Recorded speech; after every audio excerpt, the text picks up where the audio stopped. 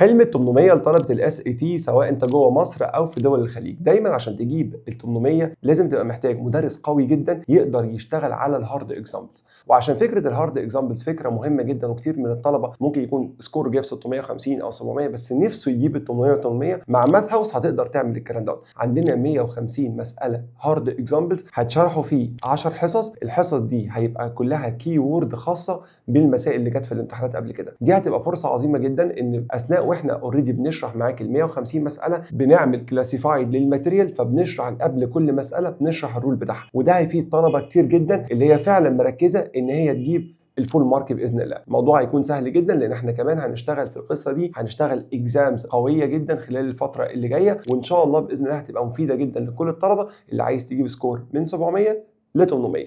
الموضوع هيكون سهل جدا. ابعت لي سواء انت في الخليج او سواء انت جوه مصر، الموضوع هيبقى سهل قوي قوي قوي. وما تنساش في عندك فيديو ريكورد للسيشنز هتقدر ترجع لها حتى لو كانت المواعيد مش مناسبه بالنسبه لك. ما تنساش ان ماث هاوس فعلا غيرت مفاهيم التعليم.